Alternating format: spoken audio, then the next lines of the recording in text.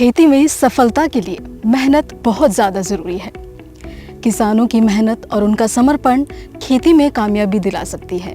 और तपती धूप में चिलचिलाती गर्मी में किसान एक आशा के साथ, एक उम्मीद के साथ खेतों में दिन रात काम करता है। एक ऐसे ही किसान हमारे साथ मौजूद हैं, जितेंद्र मान जी, जो कि पानीपत जिले से हैं। गांव है धर्मपुर। तो सर, सबसे पहले आपका बहुत बहुत स्वागत है कृषि जागरण में। और सर, सबसे पहले आप अपने बारे में थोड़ा सा हमारे दर्शकों को बताइए। नमस्कार सभी किसान साथियों को। मेरा नाम जितेंद्र मान है और मेरे पिताजी का नाम श्री ओम प्रकाश मान और जी मेरा गांव धर्मगढ़ है, जिला पानीपत है। मैं बागवानी का किसान हूं और बागवानी से संबंधित खेती करता हूं। मैं पहले 9-10 साल पहले मदर डेयरी में जॉब करता था। उस जॉब को छोड़कर मैं खेती में आया था, एग्रीकल्चर में। तो सर, आप मतलब आपकी शुरुआत कैसे हुई? मतलब आपकी स्टडी क्या थी? क्या आपने हॉर्टिकल्चर की पढ़ाई की या बीएससी की पढ़ाई की, या कृषि क्षेत्र में आपने कुछ स्टडी किया है, या कोई और ही आपका विज़न रहा है? एग्रीकल्चर की तरफ आपका कैसे रुझान हुआ? क्या आपके जो पिता थे वो पिता हैं वो भी किसान हैं? कैसे शुरुआत कैसे हुई आपकी जर्नी की? मैं पहले मदर डेयरी में जॉब करता था। उस टाइम इतनी हमको सैलरी की इतनी बचत नहीं होती थी, मॉडरेशन से ज़्यादा रहती थी। तो उस टाइम मेरे चाचा जी थे, उनका विचार हुआ था पॉली हाउस लगाने का, इंटर क्रॉपिंग करने का, कि तुम पॉली हाउस लगाओ और उसके अंदर कुछ नया करो। तो मेरे चाचा जी के लड़के थे जो इंजीनियर थे, हेवल्स में इंजीनियर थे। तो उनका विचार बना और मेरा विचार बना। मैंने इसलिए बीए कर रखी थी। तो मैं भी उन्होंने बोला भाई फील्ड तो देखना। मैंने एग्री हो गया। तो हमने पॉली हाउस से स्टार्टिंग की थी आज से 9 साल पहले। अच्छा। एग्रीकल्चर 9 साल पहले क्या टाइम पीरियड रहा होगा सर? 2015 के आसपास। अच्छा, 2015 के आसपास। मतलब यहाँ से आपकी जो है जर्नी है वहाँ से शुरुआत हुई।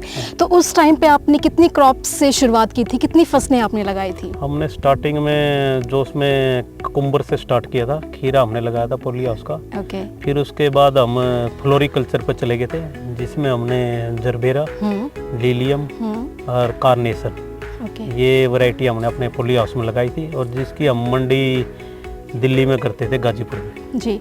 तो सर, 2015 में आप बता रहे हैं कि आपने शुरुआत की और आज 2024 हो चुका है। तो लगभग 1 दशक के आसपास पहुंचने वाले हैं आप। तो उस टाइम आपने सिर्फ खीरे की खेती की थी। तो अभी इस 9 सालों में कितनी मतलब क्रॉप की आप फार्मिंग कर रहे हैं अपने खेत में? अब हमारे यहाँ पे हम सब्जी की ज़्यादा छोड़कर हम बाग पे आ गए। हमने ज़्यादा एरिया में बाग लगाया हमारे यहाँ पे। हमने स्टार्टिंग में बेरी का बाग लगाया था, जिसके हमने पौधे बाहर से सस्ते रेटों के चक्कर में कलकत्ता से मंगा लिए और जो कि बेकार निकले, हमको वो काटने पड़े। फिर उसके बाद हमने नींबू लगाया। नींबू में भी ऐसा ही हमारे साथ हुआ। तो हमने अपना हॉर्टिकल्चर डिपार्टमेंट में जाके मिले कि ये हमारे साथ जी ऐसे ऐसे गलत हुआ है। तो उन्होंने हमको लाडवा सेंटर बताया, वहाँ से हमने पौधे लगाने स्टार्ट किए। फिर वहाँ पे हमने ट्रेनिंग भी की लाडवा सेंटर से। तो उन्होंने हमको ये कहा कि आप पौधे तो लगाते लगाते हो, इसके साथ अपना मदर ब्लॉक तैयार कीजिए और एक नर्सरी सेटअप कीजिए, ताकि आप फ्रूट प्लांट से तो अच्छी कमाई कर सकते हो और अपनी नर्सरी से भी अच्छी इनकम ले सकते हो। ओके। तो सर, पर एकड़ आप किस तरह के, मतलब पर एक एकड़ में आप कितनी क्रॉप लगाते हैं और उसका मतलब कितना लागत कितनी लगती है पर एकड़ की अगर बात की जाए तो? हर क्रॉप का अलग अलग खर्चा हो जाता है। जैसे हमने पीछे ये रेड डायमंड गुआवा लगाया था, अमरूद जी। ये अमरूद उस टाइम काफ़ी महंगा चल रहा था। इसका पर प्लांट 150 रुपये के आसपास आ रहा था और हमने 1 एकड़ में इसके 700 प्लांट लगाए। अच्छा। तो ये मैक्सिमम ये मान गए आप 70 लाख के आसपास हमारा खर्चा आ गया था, 1.5 लाख का। अच्छा। और जिसमें से हॉर्टिकल्चर डिपार्टमेंट ने भी हमको 50,000 रुपये अनुदान दिया था। अच्छा। और उसके साथ फिर हमने इंटर क्रॉपिंग पे गेंदा लगाया था। अच्छा। अलग से, ताकि इतने हमारा अमरूद का बाग रेडी होगा। तो हम गेंदा लगाए थे। गेंदे में हमारा मैक्सिमम 30,000 रुपये खर्चा आया था और हमारी अर्निंग उससे 1,00,000-1,00,000 के आसपास निकलेगी। अच्छा सर, अभी आपने बताया कि हॉर्टिकल्चर डिपार्टमेंट से आपको 50,000 अनुदान राशि। अच्छा, 50,000 का अनुदान राशि दी गई थी। तो ये मतलब क्या प्रोसेस है? अगर दूसरे किसान भी अगर इसका फ़ायदा लेना चाहें तो थोड़ा डिटेल में आप बता सकते हैं हमारे दर्शकों को, किसान भाइयों को? हमारा जो बागवानी विभाग है, यदि कोई किसान साथी जैसे सब्जी जीरी की खेती को छोड़कर यदि बागवानी पे आता है और बाग लगाता है, तो उसको 50,000 रुपये अनुदान राशि देती है, जिसमें 30,000 फर्स्ट ईयर, 10,000 सेकेंड और 10,000 थर्ड ईयर। अच्छा। वो हर किसान के लिए वैलिड है। एक कोई भी किसान हो, 10 एकड़ तक कोई भी किसान ले सकता है। अच्छा, तो मतलब 10 एकड़ तक कोई भी किसान इस स्कीम का फ़ायदा ले सकता है, 50,000 तक। 10,000 क्या बताया? 10 एकड़। 10 एकड़? हाँ जी, 10 किले अच्छा, 10 किले का। हाँ जी। तो ठीक है, ये बहुत ही बेहतरीन जानकारी मान साहब ने दी है। तो सर, आप मार्केटिंग की अगर हम बात करें तो इतनी सारी क्रॉप का आप मार्केटिंग कैसे करते हैं? कहाँ, कौन सी मंडी में लेकर के जाते हैं? कोई जैसे दिल्ली में आज़ादपुर मंडी है, तो क्या पानीपत में कोई मंडी है या कोई आसपास कोई, कहाँ आप कैसे इसकी मार्केटिंग कैसे करते हैं? जैसे हमने जो फूल लगा रखा है, तो फूल तो हम ये जो अपने यहाँ पे नॉर्मल दुकानें हैं जो फ्लोरिकल्चर की जो सजावटी फूल बेचते हैं, उन्हीं को हम सप्लाई दे देते हैं। जो हल्दी है हम अपनी प्रोसेसिंग करके अपने खुद के उपभोक्ताओं को सप्लाई करते हैं। और जैसे हमारे अमरूद वगैरह है, उसके लिए हमने अपनी आउटलेट खोल रखी यहाँ पे ऑन द रोड पर। वहीं पर हम अपना अमरूद, अपना आड़ू, सेब और जो जितने और भी अदर फ्रूट प्लांट है जैसे किन्नू, मौसमी, वहीं पे सेल आउट कर देते हैं। हमको आज तक बहुत ही कम मंडी में जाने की जरूरत पड़ी है। हमारा अधिकतर माल ही हमारी आउटलेट पर ही बिक जाता है। अच्छा, तो बेसिकली सब्जियों के साथ साथ आपने मेन तो फ्रूट्स के ऊपर आपने बहुत ज़्यादा क्रॉप्स यहाँ पर लगाई हैं। एक आड़ू है, आम है, सेब है और आई थिंक पपीता भी है, कहीं हमने देखा पपीता है, अनार भी है, नींबू भी है, संतरा भी है और अंजीर भी है। तो सर, इन वैरायटी की हम बात करें तो कौन कौन से वैरायटीज़ है? क्योंकि कश्मीर में सेब का उत्पादन किया जाता है बहुत बड़े पैमाने पर, लेकिन खबरों में हम पढ़ते हैं कि राजस्थान जो कि गर्म जलवायु है, वहाँ पर भी सेब की खेती आजकल फार्मर कर रहे हैं, वैरायटी है। तो यहाँ पर पानीपत में भी कुछ मतलब बहुत ज़्यादा गर्म तापमान यहाँ पर है, तो आप कौन सी सेब की, कौन सी वैरायटी की आप यहाँ पर खेती कर रहे हैं? हमने यहाँ पे अपने यहाँ पे 3 वैरायटियाँ सेब की लगा रखी है, जिसमें अन्ना है, हारमन 99 है और डस्टन गोल्डन है। ये तीनों वैरायटियाँ गर्म जलवायु की हैं। इनको जो चिलिंग घंटे होते हैं, जो ठंड का घंटे होते हैं, बहुत ही कम चाहिए।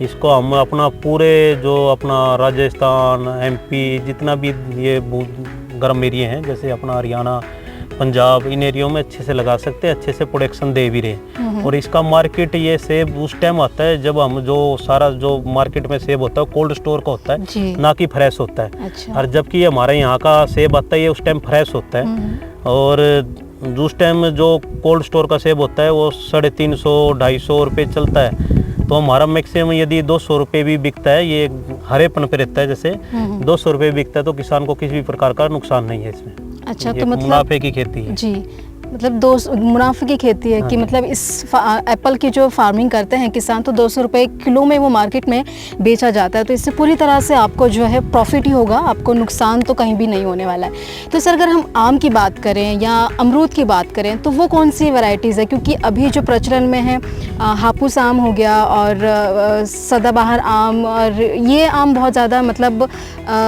लोगों को मतलब ज़्यादा मतलब ये अट्रैक्टिव करते हैं। तो आप कौन सी मैंगो की वैरायटीज़ का यहाँ पे आप उत्पादन कर रहे हैं? मैंगो की वैरायटी में मम्मरपाली, अच्छा, अरुणिका, हाँ, अंबिका और लालिमा, ये 4-5 वैरायटी हैं। ओके, आम्रपाली, अरुणिका, अंबिका, सूर्य रेखा।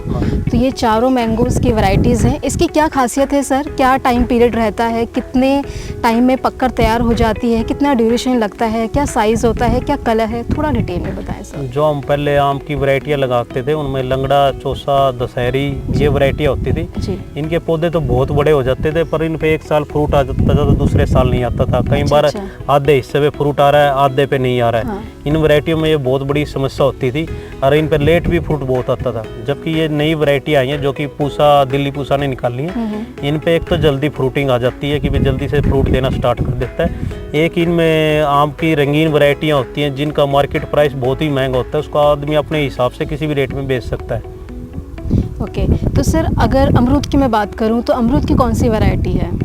अमरूद की एक तो हमारे यहाँ पे हिसार सफ़ेदा वैरायटी है, जो अपनी हिसार यूनिवर्सिटी की वैरायटी है, जो कि यहाँ के लोकल मार्केट में बहुत अच्छा चल रही है और बिक भी रही है।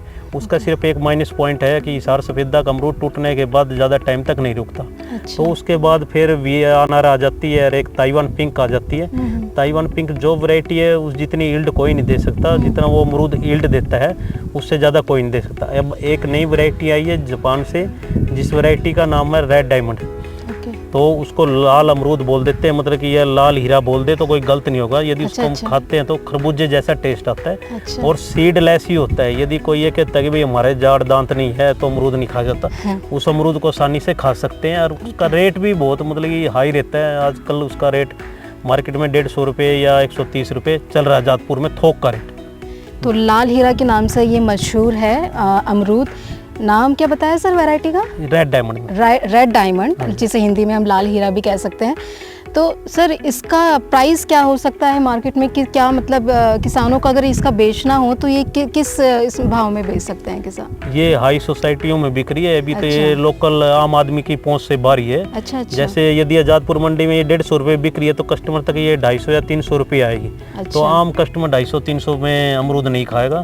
तो ये आजादपुर मंडी का यदि हम पकड़ के भी चले तो किसान तो वहीं का ही रेट लेगा। तो 150 रुपये या 130 रुपये यदि अमरूद बिक रहा है तो हम तो यही कहेंगे कि भाई एक तरीके का सोना ही बिक रहा है। जी सर, ओके। तो सर जैसे कि आप भी देख रहे हैं कि हम भी देख रहे हैं कि आजकल लोग जो हैं बहुत ज़्यादा ऑर्गेनिक की तरफ जा रहे हैं ना। ऑर्गेनिक चीज़ें चलती जा रही हैं। मतलब लोगों को कुछ भी केमिकल से मतलब वो नहीं चाहिए कि किसी भी चीज़ में, यहाँ तक कि वो पानी भी फ़िल्टर करके पीते हैं। तो आप बता रहे हैं कि 35 वैरायटीज़ की आपने मतलब 35 क्रॉप आपके खेत में हैं। तो आप क्या इनमें किस तरह का फर्टिलाइज़र, किस तरह की खाद, कौन से रासायनिक मुक्त खेती आप कर रहे हैं या किस तरह का रसायन डाल करके आप खेती कर रहे हैं? थोड़ा सा इसकी तरफ बताएं कि आप ऑर्गेनिक फार्मिंग पूरी तरीके से कर रहे हैं या फिर रासायनिक? हम जैसे 2 एकड़ में हमारे यहाँ पे एक जैसे एकड़ ये इधर है या जिस एकड़ में हम बैठे हैं इनमें प्रॉपर हम जैविक करते हैं जी। इसमें हम वेस्ट डिकम्पोजर और जीव अमृत के आधार पर ही खेती करते हैं या घन जीव अमृत डालते हैं। हम इनमें कोई भी किसी प्रकार का केमिकल यूज़ नहीं करे। 2 एकड़ के अंदर इनमें सिर्फ प्राकृतिक खेती करते हैं। अपना जो देसी खाद है या तो देसी खाद डाल लेते हैं, जीव अमृत डाल लेते हैं या घन जीव अमृत डाल लेते हैं या वेस्ट डिकम्पोजर। केमिकल के तौर पर हम अपने यहाँ पे जो भी कड़वे पत्ते होते हैं जिनको गाय या पशु नहीं खाते, अच्छा। उनका हम तोड़ के अपना केमिकल खुद का तैयार करते हैं, वो इनमें छिड़काव करते हैं। अच्छा। उसके कारण कई बार क्या होता है, कहीं क्रॉप में ज़्यादा बीमारी आती है वो तो नहीं रुकती, पर यदि नॉर्मल बीमारियाँ होती हैं तो उनको आने से पहले ही हम रोक लेते हैं अपनी, कभी वो खेत में ना फैलाव ले तो उनको उससे रोक लेते हैं। अभी इसमें आप देखोगे सारे में कहीं भी आप देखोगे हमने किसी भी प्रकार का कोई केमिकल नहीं यूज करा। कारण क्या होता है, इसका जो फ्रूट होता है वो हमको भी खाना पड़ता है। हम खेत में जब भी सुबह मॉर्निंग वॉक के लिए आते हैं या शाम को आते हैं, बच्चे भी आते हैं, तो हम इसका रोज कुछ ना कुछ फ्रूट मिल ही जाता है हमको अपने खेत से पूरे साल। ये नहीं एक दिन, पूरे साल कुछ ना कुछ फ्रूट मिलता रहता है। तो इसको हम ज़्यादातर किसानों को भी हम यही बोलेंगे कि आप भी ज़्यादा जैविक पे जाए, केमिकल को कम ही करें जितना कम हो सके। सर अभी आपने थोड़ा सा मतलब देहाती नुस्खा कुछ बताया कि आप पत्तों जो पशु नहीं खाते हैं वो बेकार पत्ते टूटे फूटे उनको तोड़ करके आप क्या मतलब क्रॉप्स में डाल देते हैं, थोड़ा सा आप डिटेल में बताएंगे? जैसे नीम के पत्ते हो गए, यदि हमको नीम ऑयल तैयार करना है तो हम उसका सीधा सा फंडा है कि नीम के पत्ते लिए, नीम की जो डली सी वो ली, उनको पीसा हमने और उनका स्प्रे बना दिया उनका घोल, वो कड़वा हो जाता है। यदि वो कड़वा हम इन पे स्प्रे करेंगे तो उस पे जो कीट होते हैं कीट नहीं आते। कीट अधिकतर जो चीजें मिट्टी होती है जो उसको खाने में स्वाद आता है उसी पे जाके बैठते हैं। जैसे कभी भी देखोगे जो कोम्पल होती है ना पत्तों की लास्ट, उस पे ज्यादा कीट अटैक करते हैं। तो बेसिकली नीम के पत्तों को पीस कर उसका घोल बनाकर सभी क्रॉप्स पर आप छिड़काव कर देते हैं, जिससे कि जो कीट होता है वो उस पर आता नहीं है कड़वाहट की वजह से। तो ये बहुत अच्छा नुस्खा सर ने बताया है, आप भी अपने खेतों में इसको आजमा सकते हैं। सर चुनौती की अगर मैं बात करूं कि मतलब बहुत ज़्यादा आपने स्ट्रगल किया है कि मतलब जैसे कि एक टाइम कम नहीं होता है 9 साल, इंसान एक टाइम पे गिव अप भी कर देता है कि नहीं हो रहा है यार, मतलब ठीक है। तो ऐसा कोई मोमेंट था आपके लाइफ में या कुछ ऐसा कि वाओ बहुत मतलब मज़ा आ गया, यही करना है, ऐसा कुछ था? वैसे मोमेंट एक जब हमको नेट हाउस वगैरह में काफ़ी आगजनी हुई थी, हमारे यहाँ काफ़ी लॉसेज हुए थे, फसल हमारी क्रॉप खड़ी थी, तो हमारे आग के कारण नेट हाउस जल गए थे। अच्छा। एक बार तो तब हमको काफ़ी झटका लगा था। अच्छा अच्छा। और एक जैसे लॉकडाउन लगा था पीछे, उस टाइम हमने 5 एकड़ में लाल पीली शिमला मिर्च लगा रखी थी, जो कि हाई सोसाइटी में जैसे हाई बड़े बड़े होटलों में इनमें ही जाती थी। 1 एकड़ पर उसका तकरीबन 2.5 लाख रुपए खर्चा आता था लगाने का। अच्छा अच्छा। तो मतलब 1 एकड़ पर 2.5 लाख रुपए खर्चा लगाने का? हाँ, तो हमने 5 एकड़ में लगा रखी थी, मान लो तकरीबन 12-13 लाख रुपए हमारे लगे हुए थे, जबकि वो हमारी शिमला मिर्च मंडी में 1 रुपए की भी नहीं बिकी। वैरायटी क्या थी सर उस? ये लाल और पीली थी जिसकी। अच्छा अच्छा अच्छा, ठीक है। मतलब 12-13 लाख आपका पानी में सब पानी में बह गया। तो सर अगर सिंचाई की बात करें तो आप सिंचाई कैसे करते हैं, और साथ ही यहाँ का पानी मतलब कैसा है खेती करने के लिए, यहाँ की मिट्टी किस तरह की है क्रॉप्स के लिए? हमारी जो मिट्टी है दोमट मिट्टी है, ये फ्रूट प्लांट के लिए बहुत ही बढ़िया है। और जो पानी सिंचाई की बात है, सिंचाई के लिए हमारा पानी TDS और जो इसका pH है बहुत ही बढ़िया है। 7 पॉइंट कुछ इसका pH हमारे यहाँ का, और पानी मीठा है पीने में भी। और जो इसकी सिंचाई हम करते हैं, ज़्यादातर हम ड्रिप इरीगेशन पे काम करते हैं। आप देख सकते हैं इधर ड्रिप इरीगेशन भी लगा रखा हमने बाग में, तो इस पर बूंद बूंद सिंचाई भी करते हैं, और कई बार फल्डिंग इरीगेशन भी देते हैं, जैसे खुला पानी दे देते हैं हम ट्यूबवेल चला के बीच बीच में प्लांट्स को, जब प्लांट को खुले पानी की जरूरत होती है। अच्छा, मतलब ड्रिप इरिगेशन के माध्यम से बूंद बूंद सिंचाई आप करते हैं अपने खेत में। तो सर, अगर जैसे कि आपने बताया कि आप 35 क्रॉप्स की खेती यहाँ पर कर रहे हैं, तो आप सर मैनेज कैसे करते हैं? आपको मतलब कैसे याद कैसे रहता है कि अच्छा इसका टाइम हो गया है कल्टीवेशन का, या इसको अभी ये करना है, इसको सिंचाई देना है, इसको मतलब कैसे मैनेज कैसे करते हैं इतनी सारी क्रॉप्स? प्रॉपर एक चार्ट बना रखा, अपनी एक डायरी तैयार कर रखी है, जिस डायरी में हम हर फ्रूट का हर टाइम पीरियड लिखते हैं कि भाई ये फ्रूट किस टाइम इसको खाद की ज़रूरत पड़ती है, किस टाइम इसको पानी की ज़्यादा ज़रूरत होती है, किस टाइम इसको पानी कम देना पड़ता है, किस टाइम इस पर स्प्रे होते हैं, इस टाइम पौधे में कौन सी बीमारियां आती हैं, इस पौधे में कौन सी बीमारियां ज़्यादा ग्रोथ करती हैं, इस पौधे में कौन सी बीमारियां कम ग्रोथ करती हैं, इसको किस टेम्परेचर में क्या दिक्कत आएगी, इसको किस इन्वायरमेंट में क्या समस्या आएगी, वो हम सारा एक डायरी तैयार कर रखी है, और वो हम फेस करते रहते हैं और उन समस्याओं को हम लिखते रहते हैं। जैसे इस साल हमारे सामने कोई समस्या आई तो हम उसको लिख लेंगे कि भाई इस साल हमारे सामने इस पौधे में ये समस्या आई है, अगले साल ये समस्या आने से पहले हम उसका निर्धारण करते हैं, ताकि उसका पहले निर्धारण हो जाए। जी, तो सर जैसे कि अभी आपने बताया कि मतलब कोई भी समस्या आती है तो आपने उसका चार्ट बना रखा है कि आगे हमें पहले ही हम लोग प्रिपेयर रहें उस चीज़ के लिए। तो सर किस तरह के रोग लगते हैं आपकी फसलों में, और आप उसके रोकथाम के लिए क्या उपाय अपनाते हैं? हमारे यहाँ ज़्यादातर फंगस की समस्या रहती है। फंगस के लिए हम ज़्यादातर ब्लू कॉपर का दवाई है जो उसका इस्तेमाल करते हैं, जो कि ग्रीन लेवल में आती है, ना कि उसमें पीले या रेड में। जो ग्रीन लेवल की दवाई होती है वो हमारे शरीर के लिए इतनी हानिकारक नहीं होती। उसको हम जैविक में भी गिनना चाहेंगे तो कोई गलत नहीं होगा। और एक हमारे यहाँ पे जैसे दीमक वगैरह की थोड़ी बहुत समस्या रहती है, तो दीमक जो होती है वो हमेशा तंदुरुस्त पौधे पे कभी भी अटैक नहीं करेगी। जिस पौधे में कोई समस्या, बीमारी हो या रूट टूटी हो, उसी पे अटैक करती है। तो हम यही कोशिश करते हैं कि हमारे सभी पौधे तंदुरुस्त खड़े रहें। और कई बार माइट, थ्रिप्स, इनके अटैक होते हैं, तो इनको अटैक के लिए हम जैसे इन 2 एकड़ में तो फिर भी कोई केमिकल इस्तेमाल नहीं करते, चाहे हमारे पौधे पे कितना भी बड़ा रोग आ जाए। बाकी जो हमारे दूसरे प्लांट हैं उनमें हम केमिकल का इस्तेमाल करते हैं। जब भी हमारे फ्रूटिंग में कोई भी समस्या आती है तो हम हॉर्टिकल्चर डिपार्टमेंट से सलाह मशवरा करते हैं। हमारे यहाँ पे लाडवा में बड़ी नर्सरी है जैसे काफ़ी, वहाँ पे डॉक्टर शिवेंदु हैं, और हमारे DHO हैं यहाँ पानीपत के हॉर्टिकल्चर पर डॉक्टर सदूर शंकर। जब भी कोई समस्या हमको क्रिएट होती है, हम इन दोनों से सलाह मशवरा करते हैं, ये हमको उन समस्याओं का निदान कर देते हैं। सर, अगर आप यूथ को क्या मैसेज देना चाहेंगे, क्योंकि आज का जो यूथ है वो धीरे धीरे उनका मतलब जो एग्रीकल्चर को लेकर जो लगाव है वो टूटता जा रहा है, तो उसको लेकर आप क्या कहना चाहेंगे कि आज का जो युवा है उसे खेती की तरफ अपना जो रुख है बढ़ाना चाहिए या किस तरीके से देखना चाहिए? हम यूथ को यही कहेंगे कि भाई हम जैसे और गेहूँ जीरी की फसलें करते हैं, हम इनको कुछ अलग करना चाहिए।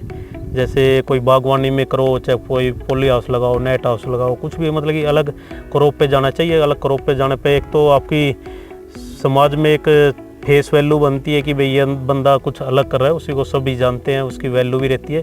दूसरा क्या होता है, जैसे हम बाग लगाते हैं, बाग हमारे फ़ायदा नहीं है, पर्यावरण के लिए भी बहुत फ़ायदेमंद है। अब जैसे हम आज की डेट में यहाँ बैठे हैं, अब टेम्परेचर 46, 47, 48 आ रहा है। यदि हमारी प्रकृति में यदि हम 2-2, 4-4 पौधे भी लगाएंगे तो ये टेम्परेचर धीरे धीरे नीचे आ जाएगा। तो हम किसान साथियों से भी निवेदन करेंगे कि भाई आप खेती में कुछ अच्छा करो, बढ़िया तरीके से करो और प्रॉपर गाइडलाइन से करो। और हमारे डिपार्टमेंट बहुत अच्छी मदद कर रहे हैं, जैसे एग्रीकल्चर हो गया, बागवानी हो गया, ये किसानों की बहुत मदद कर रहे हैं। इनके साथ मिल के कदम से कदम चलना चाहिए और अच्छी क्रॉप पे करनी चाहिए। सर, जैसे कि आप जानते हैं कि साल 2023 में कृषि जागरण ने एक MFOI यानी कि Millionaire farmer of India awards किसानों के लिए ये आयोजित किया था दिल्ली में, पूसा में, और महिंद्रा ट्रैक्टर्स द्वारा उसे प्रायोजित किया गया था। और ऐसे ही 2 किसानों को वहाँ पर richest farmer of India awards की ट्रॉफ़ी देकर नवाजा गया था। और अभी साल 2024 में भी दिसंबर में 1 से 3 दिसंबर तक किसानों के लिए ये जो कार्यक्रम है भव्य तरीके से आयोजित किया जाएगा। तो सर क्या कहना है आपका, जो कृषि जागरण ने ये इनिशिएटिव लिया है किसानों के लिए, किसानों को सम्मानित करने का? क्योंकि अक्सर देखा जाता है पॉलिटिकल इंडस्ट्री में, फिल्म इंडस्ट्री में, स्पोर्ट्स इंडस्ट्री में भी लोगों को अवार्ड्स दिए जाते हैं, उनको मतलब सम्मानित किया जाता है, लेकिन किसान जो दिन रात लोगों के लिए मेहनत करता है तपती धूप में, तो ये जो इनिशिएटिव कृषि जागरण ने लिया है, इसके ऊपर आपका क्या कहना है सर? मैं कृषि जागरण का इस चीज़ के लिए बहुत आभारी हूँगा, क्योंकि हमारा जो किसान होता है वो एक मान सम्मान का ही भूखा होता है। यदि किसान को मान सम्मान ही मिल जाए, उसको प्राइज और मिल जाए, तो उसका हौसला और ज़्यादा बढ़ जाए। किसान कभी मेहनत से नहीं थकता, पर उसको हौसला बढ़ाने की होना चाहिए। जब जैसे कृषि जागरण ने ये अब जज्बा उठाया है, किसानों को भी हौसला बढ़ा रहे हैं। आप लोग फील्ड में जा रहे हो, जगह जगह हर किसान का इंटरव्यू ले रहे हो, उनको लोग देख भी रहे हैं, दूसरे किसान सुन भी रहे हैं, वो एक प्रेरणा ले रहे हैं कि ये किसान भी अच्छा कर सकता, हम भी अच्छा कर सकते हैं। और फिर ऊपर से किसी किसान को ये शील्ड और ये इनाम मिल जाए तो किसानों का डबल हौसला बढ़ जाता है कि भाई वो किसान सम्मानित हो रहे हैं, तो हम भी सम्मानित हो सकते हैं यदि हम फील्ड में अच्छा करेंगे तो मैं कृषि जागरण का इस चीज़ के लिए बहुत बहुत धन्यवाद करूँगा।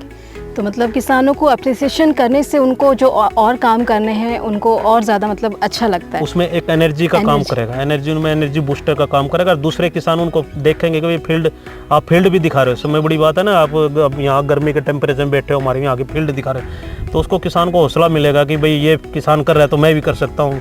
तो आपने पता नहीं कितने किसानों के इंटरव्यू लिए हैं, देखे हैं, हमने आपके इंटरव्यू भी देखे हैं, तो हमको भी खुद हौसला मिलता है कि भाई हमको भी और अच्छा करें, हम अच्छा करें फिर भी और अच्छा करने की कोशिश करेंगे।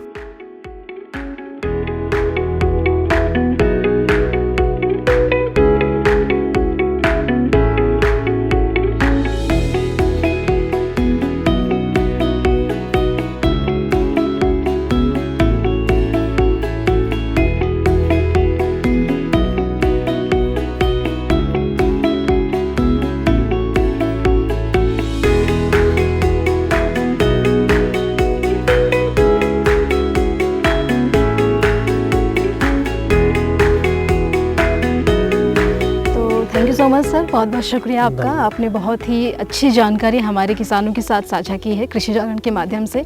एक बार फिर से आप सर, आपका बहुत बहुत शुक्रिया। बहुत धन्यवाद, थैंक यू।